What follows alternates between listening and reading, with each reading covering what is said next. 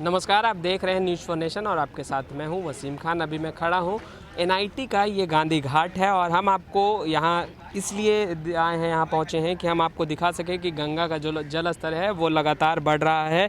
अगर हम बात करें पिछले साल के आंकड़े की बात करें, जो कि जल संसाधन इंजीनियरिंग के मुताबिक ये आंकड़े दिए गए हैं, इंजीनियरों ने बताया है कि पिछले साल 13 जुलाई को जो गंगा का जल स्तर है, अगर हम गांधी घाट की बात करें तो 45.44 मीटर मापा गया था और आज 2020 और 4 जुलाई की अगर हम बात करें तो आज जो मापा गया है वो है 45.75 मीटर।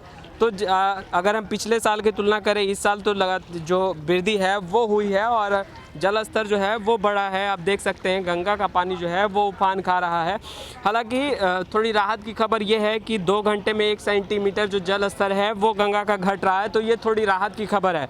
मगर मानसून जैसे ही दस्तक देता है बिहार में, एक तरफ किसानों के फेस पर मुस्कान तो आती है मगर चिंता भी उनके फेस पर दिखने लगता है, क्योंकि बिहार के कई ज़िले ऐसे हैं जो कि बाढ़ के चपेट में हर एक साल आते हैं। और पटना, अगर पिछले साल की बात करें राजधानी पटना की, तो पूरा पटना पानी का पानी हो गया था और जल स्तर जो है गंगा का वो भयावह हो गया था पिछले साल। हालांकि राहत की खबर यह है कि इस बार जल स्तर तो बढ़ा है मगर अब राहत की खबरें ये निकल कर आ रही है, जैसा कि जल संसाधन इंजीनियरों का माने कि 2 घंटे पे 1 सेंटीमीटर जल स्तर घट रहा है, तो ये राहत की खबरें है।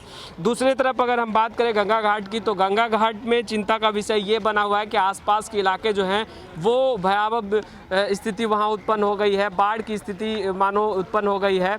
वहाँ बिंदनगर में बाढ़ की स्थिति उत्पन्न हो गई है। गंगा का पानी जो है वो इलाके में घुस आया है और लोग जो हैं घरों से बेघर हो चुके हैं। अब देखने वाली बात ये होगी कि मानसून जैसे ही दस्तक देता है, मौसम क्योंकि घनघोर घटाएं जो है वो छाई हुई है, अगर बूंदाबांदी होती है तो ऐसे में गंगा का जल स्तर बढ़ता है या फिर जो जिस तरीके से बताया गया है कि हर 2 घंटे पर 1 सेंटीमीटर घट रहा है तो वो घटेगा। अगर बढ़ता है तो पटना के लिए कहीं ना कहीं चिंता का विषय उत्पन्न हो सकता है।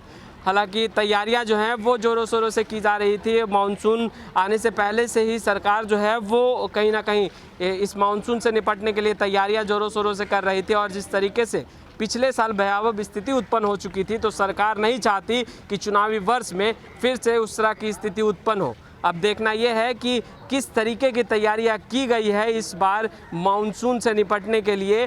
क्या पिछले साल की तरह ही पटना फिर से पानी हो जाएगा या इस बार जो निकास है पानी का वो किया गया है और जल स्तर जो जिस तरीके से गंगा नदी की हम बात करें तो बढ़ रहा है, उस पर भी निगाहें बनी हुई है। न्यूज़ फॉर नेशन के साथ बने रहें, हम तमाम लेटेस्ट तस्वीर लगातार अपडेट करते रहेंगे। सहयोगी आकाश के साथ मैं Wasim, News for Nation Patna.